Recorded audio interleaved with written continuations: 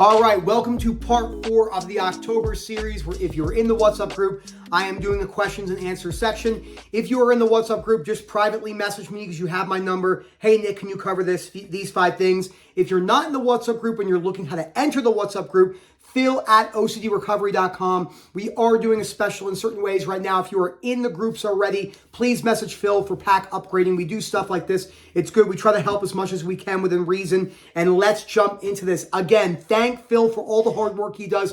Phil really does a lot of amazing things behind the scenes. I do like to make fun of Phil, but it's good. And we got the Daisy thing behind us. It's ridiculous, this thing behind me. Blame my brother-in-law for that. He got us that for, I think, Christmas. You know how it goes. Okay, so this individual really suffers with, he is someone I've been working with for a while. We have great conversations, a lot of negative self-talk, not wanting to let himself off the hook, realizing how can acceptance not be weakness, etc., okay? How do you do things when you feel super depressed and demotivated? Question number 1. This is arguably the hardest question to answer because there's nothing I can say outside of you just need to make it happen without expectations, which is like building a bicep muscle or a bench press or learning a new language. It needs trial and error over and over and over again. There's no specific answer I can give you.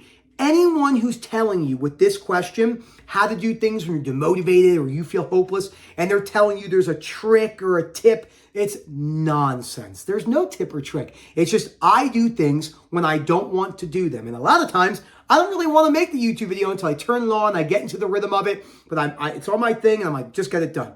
Number 2, how to live your life and do things when super scared of sensations and knowing this could be my life for the next 5 years. Okay, so I'm going to talk about some just brutal realities. This kind of goes into question number 1 with the long-term approach of fear of, oh my God, I see what you're saying. I can only feel motivated for 3 or 2 weeks because of the expectations and looking at things in a long-term perspective instead of just what can I handle today. So the way I got over this, because remember I was in the mental hospital, I was very depressed, I don't want to live anymore. So I thought about it like this. If I'm not going to do something drastic to myself, that's all I can say because the algorithm will flag it. YouTube, get your shit together. We're adults. Let us say this, the S word, okay? If I was going to do something to make myself not alive, as they have to say it nowadays, ridiculous. That's how you actually perpetuate the fears, by blanketing the reality of life. And a little bit of a slight rant right there in the YouTube video. If I was not going to do that, then I'm going to make the best of it. I cannot make that decision for anyone. That has to come from you. It has to come from the individual, the person who wrote these questions, and anyone else. That's why, because you're going to be overwhelmed with OCD to begin with, but if you're looking at it from the long-term perspective of needing a plan to figure out the future, you're in big trouble. Number 3, how do you accept the possibility of being weak because of acceptance? Letting people have one up on you, lie, manipulative, exploit. This comes down to these beliefs. These people must not pull one over my head. I must show them. Remember, anger. I don't have the book here, but the one I talk about, how to control your anger before it controls you. It's in the Stubbornly Refused series. Remember, that book is not on the reading list, but it's a very important book for many people. How many world problems have been caused by this? How many 17 to 20-year-old men in gangs have killed people because of this belief and destroyed the rest of their actual freedom in society? They're free in their own certain ways, but freedom in society of not being able to do certain things. So this shows you where that belief is. You're going to have to feel weak. You're going to have to get comfortable with the possibility that people are judging you or thinking you're weak, and realizing that even if someone pulls something over your head, I have people that turn on me, people that yell at me, people that don't agree with me, people in the OCD community, people in the healthcare industry, family members, politics. That's okay. I realize that they're allowed to have their own perception. I don't need to respond back to prove them wrong. And you have to accept that maybe unconditional acceptance does not give you the life that you're looking for. And maybe you will have weakness. Maybe people will pull. Trust me, I will be the first person to say, because of the unconditional acceptance that I have right now, it probably is easier for people to pull one over my head. But it's not the end of the world because I don't need to correct them. Number 4, how do you have self-belief in your abilities without becoming self-reassurance? And everyone has poor standards. So I can't let mine slip with equals I hate myself. I just had a terrific call. I'll say that again. How do you have the self-belief in your abilities, aka taking the risk, without it becoming self-reassurance, aka everyone has poor standards, so I can't let mine slip that equals I hate myself? The premise is acceptance means agreement of what you're saying. I need to accept myself and do this in order to agree with my standards and have other people agree with my standards. So, one of the best quotes I've ever heard was, a good CEO has good rigid structure and regimens and routines and systems and procedures, but it's flexible and can change on a dime.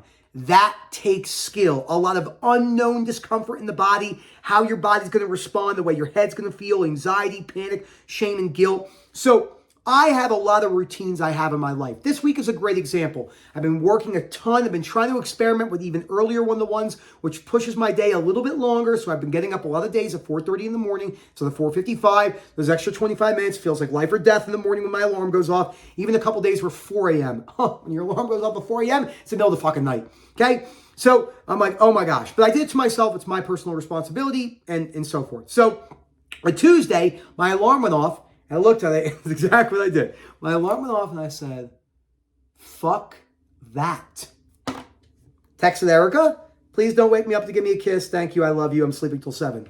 That's it. Now, if that became a normality, it would be uncomfortable. I'd be lying to you if I said it was otherwise. But I would probably more than likely not want it to, so I'd keep the habit and the structure for long term. But I have to be able to move around. Every once in a while, it doesn't happen often, but it happened a couple weeks ago.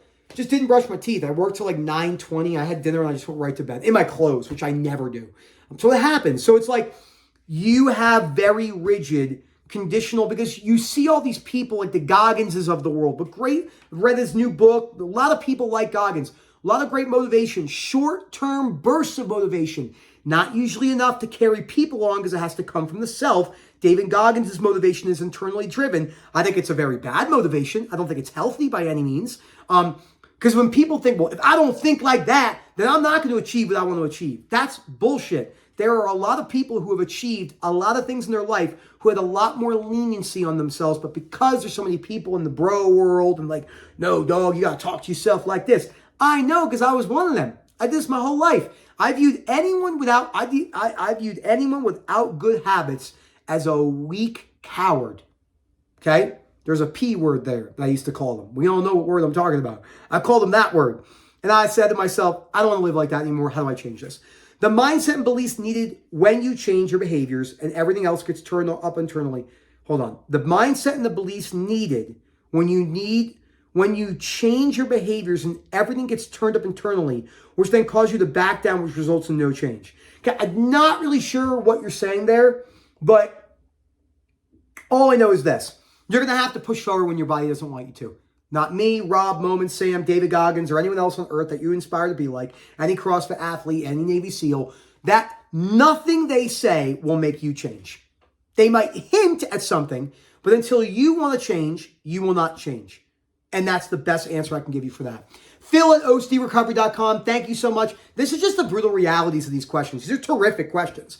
We're always looking for something, an answer to be found. You know how many people look for answers and the answers are right in front of them and they don't make changes? I did this for so many things in my life. Thank you again, as always, and enjoy the rest of your day.